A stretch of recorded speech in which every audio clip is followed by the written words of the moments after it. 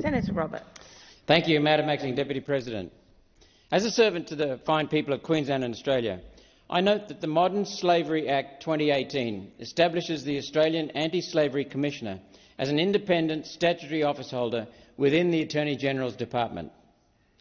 The role of this new Commissioner is to bring together the different initiatives government has taken since the Modern Slavery Act was enacted.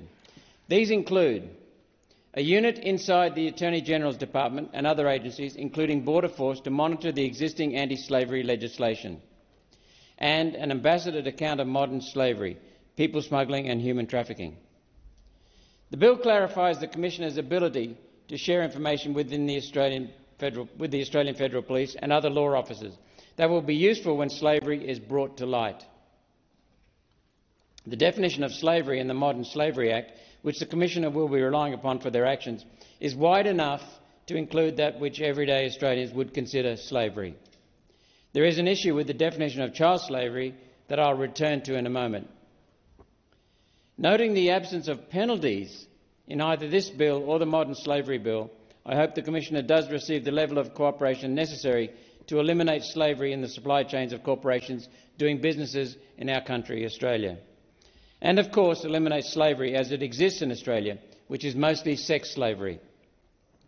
Senator Shoebridge has advanced an amendment which should improve cooperation with the Commissioner. One Nation will support the amendments.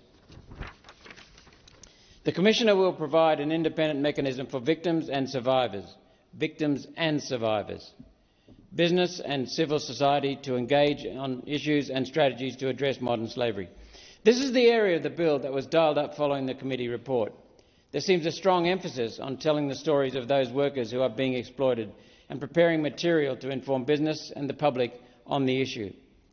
While One Nation will be supporting this bill, I believe Australians across our country consider slavery repugnant. And the best option is to proceed to criminal and economic sanctions right now for businesses that include slavery in their supply chains. Deal with it now and stop slavery now. Businesses had more than 3 years to establish if they have slavery in their supply chains. That should be plenty of time.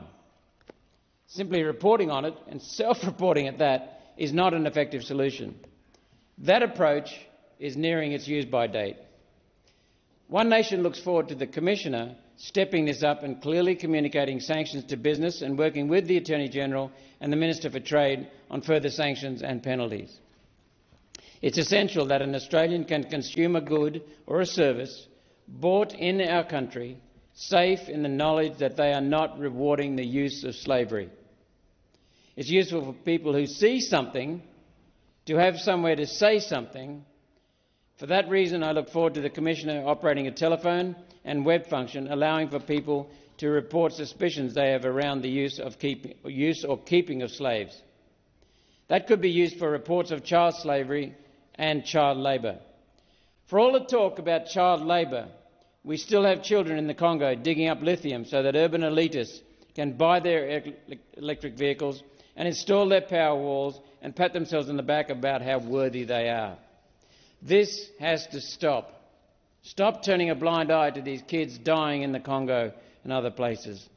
The mechanism in place so far has failed miserably to help child labourers, and One Nation has legislation already before the committee. It's our measure to prevent goods being made with child labour from entering into Australia. A problem that continues to exist in part due to the definition of slavery used in the Modern Slavery Act, which the Parliament passed in 2018. The Commissioner will be operating under the definition of child slavery, which only traps, quote, the worst forms of child slavery. That's all it traps, the worst forms, not all the forms. This is taken from Article 3 of the International Labour Organization Convention on the Prohibition and Immediate Action for the Elimination of the Worst Forms of Child Labour. This includes in part for, quote, work which, by its nature or the circumstances in which it is carried out, is likely to harm the health, safety or morals of children. That's the end of quote. All these years, all this talk about child slavery and all these Australian government actions, yet these poor children are still digging up cobalt with their bare hands when they should be at school. The International Labour Organization Convention has a far better definition of child labour, which my office is using. And that definition is that child labour Child labour, not child slave labour, it's more encompassing. Child labour is a child under 14 who misses school or would miss school if it were available in order for work. So work takes them out of school. That definition captures people who are caught in a never-ending cycle of poverty and misery. Children working to bring home a tiny income to support their family and who never receive an education necessary to break out of that cycle of poverty. Trapped in poverty and misery for their very short life. These children work until their bodies are broken, and then their children take their place. Child labour may provide large corporations with extra profits from cheap minerals, coffee and textiles, amongst others, yet it's just plain wrong. It is inhuman. I framed my bill to relate to child labour only because the Modern Slavery Amendment Australian Anti-Slavery Commissioner Bill 2023 has been on the drawing boards for some time. My bill covers what this bill does not cover.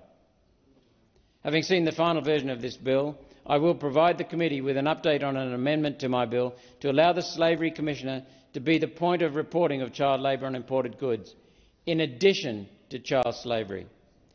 One Nation will support this bill, and as servants of the people of Queensland, I will continue to pursue this issue.